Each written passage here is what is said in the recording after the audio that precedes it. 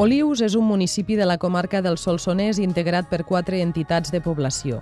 Conegut arreu per l'extraordinària cripta romànica de Sant Esteve d'Olius i pel seu inusual cementiri modernista, aquest municipi de 900 habitants és l'exemple de la importància que té la Diputació de Lleida en el desenvolupament del món local i l'assentament poblacional al territori al marge de la rendibilitat econòmica i la situació geogràfica de cada un dels municipis.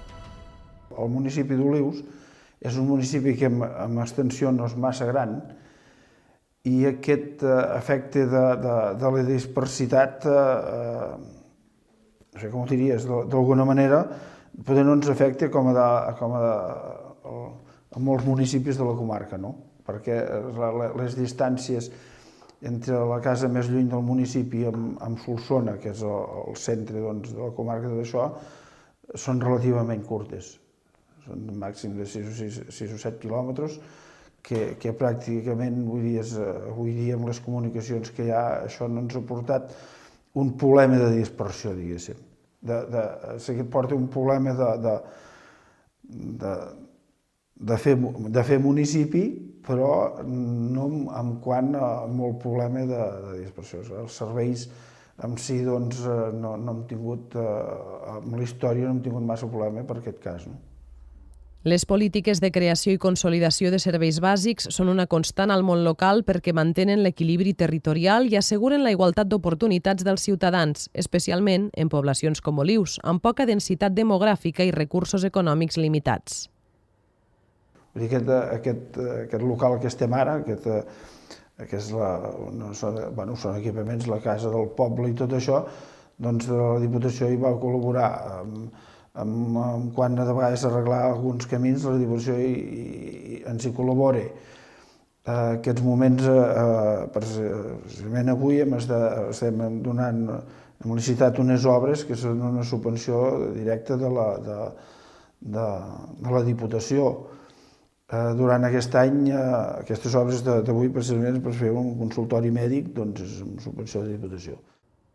L'Ajuntament d'Olius està treballant conjuntament amb la Diputació de Lleida en la millora d'accessos a la cripta, el manteniment de camins i el consultori mèdic.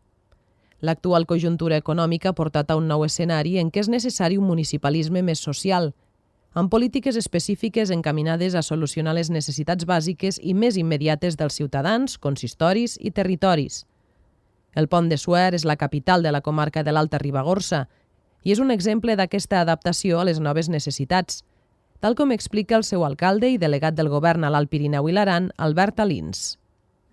Estem vivint moments complicats al nostre municipi i a la nostra comarca, com a la resta de Catalunya. Hi ha atur, hi ha dificultats econòmiques i això fa que l'Ajuntament, amb molt pocs recursos, hi haguem de posar un enginy especial per tal d'atendre les necessitats dels nostres veïns. Hem fet poques obres perquè en aquests moments no es poden plantejar grans inversions, però el que sí hem procurat és garantir els serveis que estem ja desenvolupant. Continuem tenint la llar d'infants, la biblioteca, l'escola de música, el local polivalent, el poliesportiu, la piscina climatitzada. Hem consolidat tots aquests serveis i també garantim que tots els nostres veïns tinguin els serveis bàsics coberts. No hi ha cap família que tingui dificultats d'habitatge, d'escolarització dels seus fills, d'alimentació ni de vestit. A través de diversos convenis, ja sigui amb actuacions directes de les administracions locals o amb convenis amb Càritas, amb Creu Roja, amb Roba Amiga i amb Banc d'Aliments, garantim que no hi hagi cap família del nostre municipi que passi dificultats amb els serveis bàsics. Jo crec que aquesta és la feina principal ara dels ajuntaments. Amb una població de 2.600 habitants, el pont disposa de 25 nuclis agregats i dispersats pel territori.